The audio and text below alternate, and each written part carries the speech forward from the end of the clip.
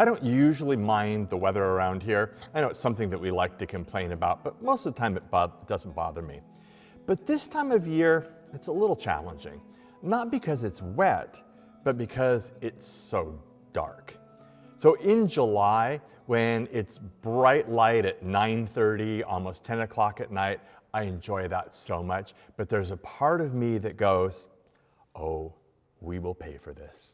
And now that it's the end of December and it's dark when I come to work and it's dark when I go home, it's just dark. But at least I knew it was coming. And it makes me really grateful for Christmas lights. That little sparkle makes all the difference in the world.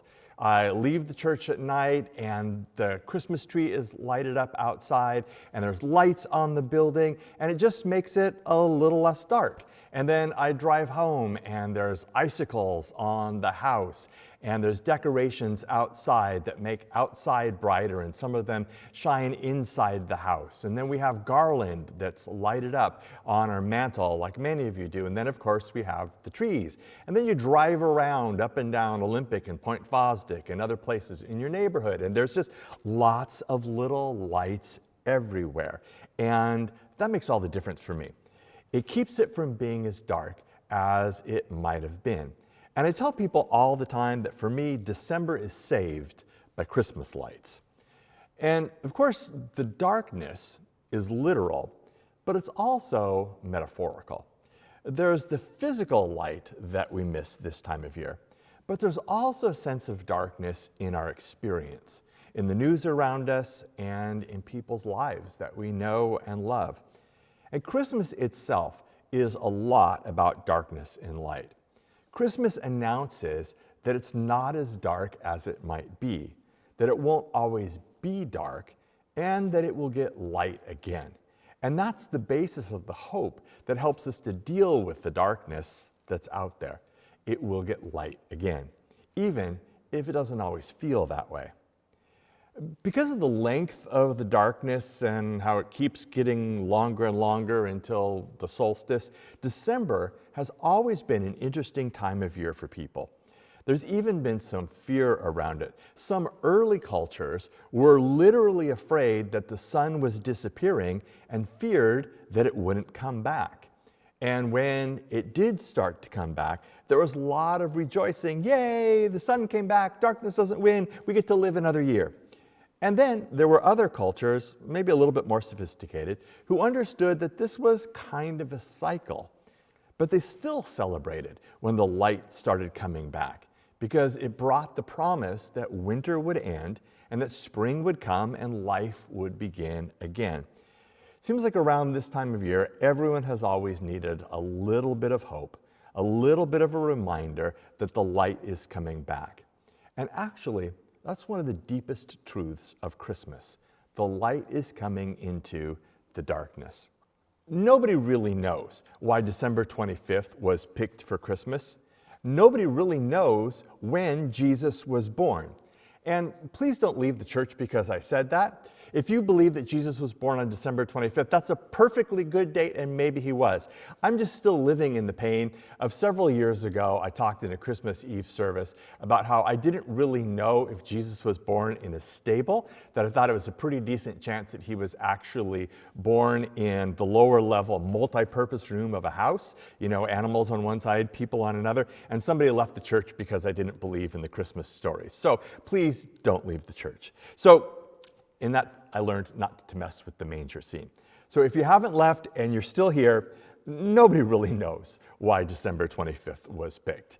Now you can still watch lots of videos on YouTube that will tell you about it, and maybe it is connected to the Norse Yule celebrations or the Druid solstice or some Roman festivals, but nobody really knows. However it was that December 25th did get chosen, I think it's the perfect time. It might not be the exact date that Jesus was born, but man, does it get to the purpose of Jesus' birth. And here's why. People who study this stuff say that even though the solstice is December 21st, it's really the 25th, Christmas Day, where you can start to notice a difference, where you can really begin to tell that the light is coming back. And I've seen this phenomenon here in Washington State. We have some friends that have a view of the Olympic Mountains, and you can watch the sun night after night advance one direction or the other. And so by December 25th, you can tell that it's getting lighter. And that's perfect because here's the premise of Christmas, the purpose of Jesus' birth. The world can be and often is a dark place. There are people who are hurting and broken. Things aren't fair. Bad things happen to good people. We cause a lot of our own suffering. We sin against each other. We sin against God. And evil seems to run rampant everywhere. And it could just remain like that. And we fear that it will. Sometimes it feels like nothing changes, nothing gets better. Now, I don't know if these times are more chaotic or more dark than any other time, or if I'm just more aware of it, or maybe it just affects me more. But it sure feels like a lot of people are living in darkness and under the shadow of death. There's darkness in the world, and some days it feels like the dark is winning. Some of us have very dark places within us, things that have been done to us or things that we have done ourselves. And it's easy to become cynical. It's easy to feel like nothing is going to change. And the darkness begins to creep into our souls. We can become hard. We can have trouble seeing the good in people. We can only see the worst possibilities and not the best. And it begins to suck the hope out of us. But here's the good news, the God news, is God sees the brokenness, and God isn't content with the brokenness. God has seen the hurting people, and God hates the damage that evil and injustice cause. And so God is in the process of fixing it. So into the darkness, he sends the light. Here's what I love.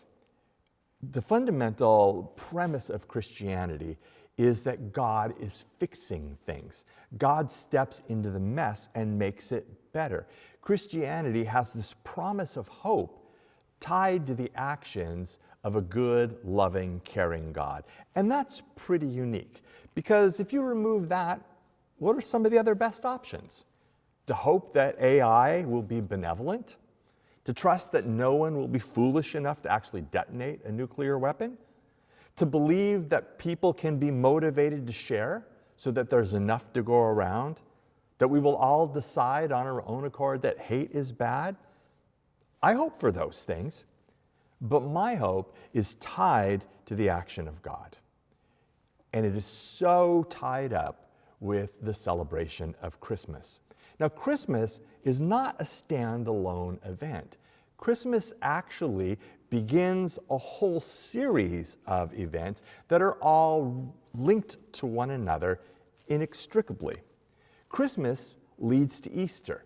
I wish I could remember who said it, but I read one time someone wrote, "The wood of the manger foreshadows the wood of the cross." Bethlehem's baby becomes Calvary's Savior. Christmas is linked to Easter. Christmas without Easter would just be sentimentality. God came among us as a baby, but didn't really do anything. But Easter without Christmas would be meaningless. Some random dude was put to death. It actually happens a lot. They're tied together because it was God who came into the world as a baby at Bethlehem, who lived among us, who showed us what God was like, who took all of the weight of evil on himself, who broke the power of sin and death, and is in the process of making all things right and good and just. And one day, he will return again. Or to stick to the language that we've been using, the light of the world has come into the darkness of the world. And the darkness didn't win, and it won't win. Think about how light plays into the Christmas story. The shepherds are out guarding their flocks at night. It's dark, and a bright light comes to the shepherd as the angels announce the birth of Jesus. The wise men are staring out at the night sky, and it's the light of a star that leads them to Jesus. The motif of light piercing the darkness, leading people to Jesus. And then a couple of weeks ago, Brendan read a scripture to us. It's one of the very last verses of the Old Testament from the book of Malachi, in the very last chapter, the last word given to the people of God for 400 years. Malachi 4:8. But for those of you who revere my name, the Son of Righteousness will rise over you with healing in its rays. What a promise. You're living in darkness, but the sun is coming. Things are broken, but healing is on its way. And that was the last promise that was made by God to his people. And then hundreds of years later, in the story of the birth of Jesus in the Gospel of Luke, Luke writes this: because of the tender mercy of our God, by which the rising sun will come to us from heaven, to shine on those living in darkness and in the shadow of death, to guide our feet into the path of peace. The sun returns, the promise is fulfilled, the darkness doesn't win. Here's the truth of the passage. We're living in darkness, but God is merciful towards us, not angry. And so he sends the light into the world and removes us from the shadow of death and puts us on a new path, the path of peace. Peace in the Bible always means wholeness. All of our wounds and brokenness are healed. All of our relationships with God and with each other are healed and made whole, and we will be at peace. Or in the words of the angels, peace on earth, goodwill to all. That's the glory of Christmas. That's the story of Christmas. And just like as we wait for Christmas, Christmas lights keep it from being as dark as it might be, while we're waiting for Jesus to return, he leaves light that keeps it from being as dark as it might be. Only it's not the kind of light that you put on the mantle or on your Christmas trees or on the building outside. The light that Jesus leaves to keep the world from being as dark as it might be is his people. It's you. It's me.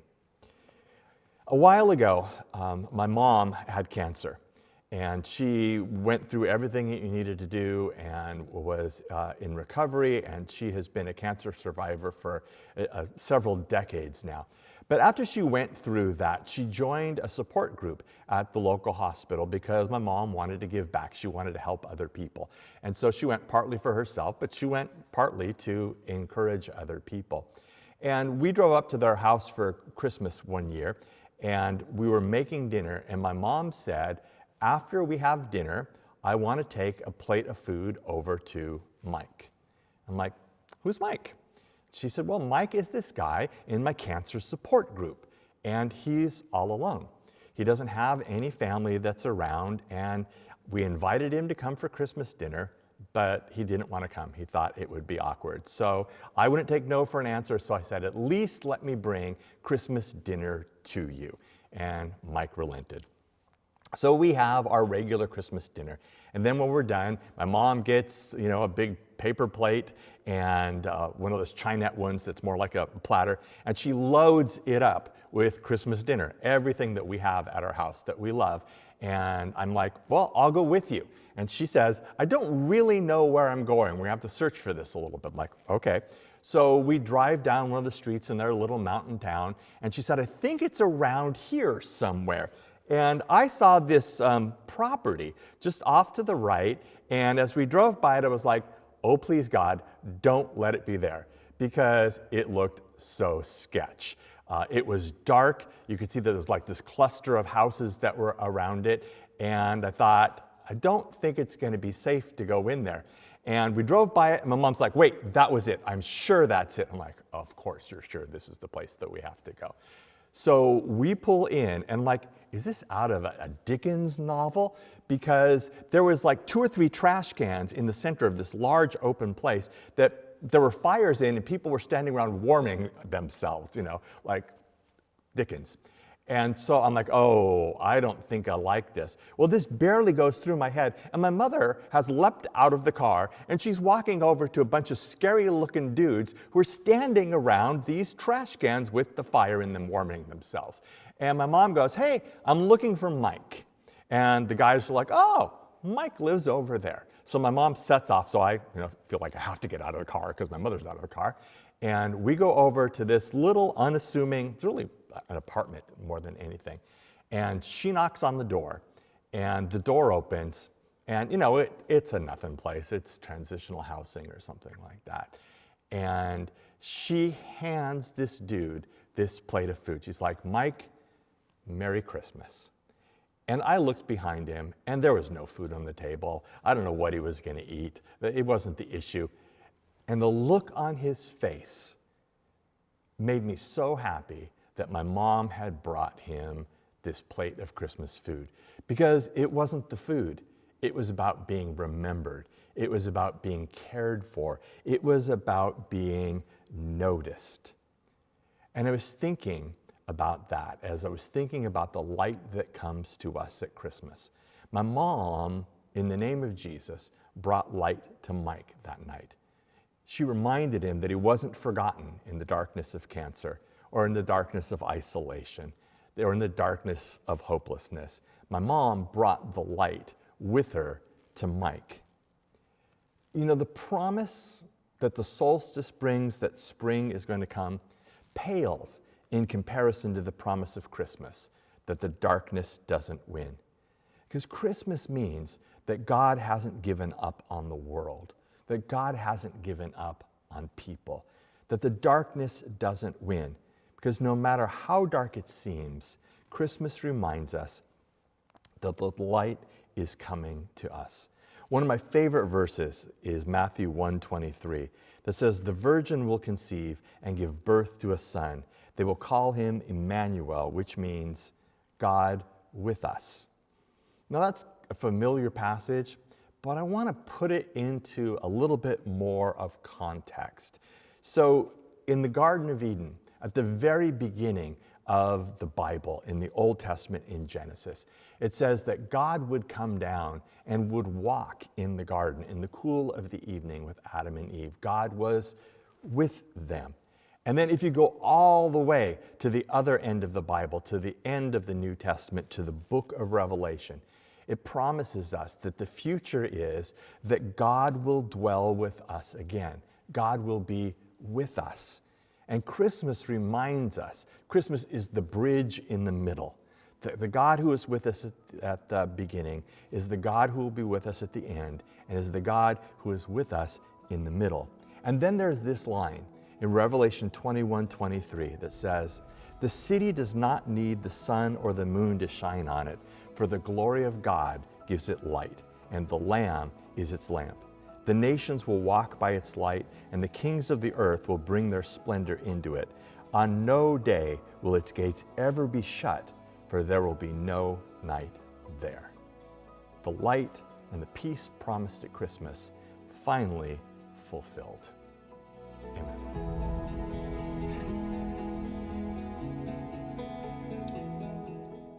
Hi, thanks for watching. The people of Harbor Covenant Church really want you to know the love that God has for you, want to grow with you in faith, and want to serve alongside you, not only to help others do the same, but also to make our families and our communities better. If that sounds like something that you can get on board with, then like, follow, and drop us a comment in the video. Watch some more videos on our channel or come visit us on Sunday. You can find out more about Harbor Covenant Church at harborcov.church.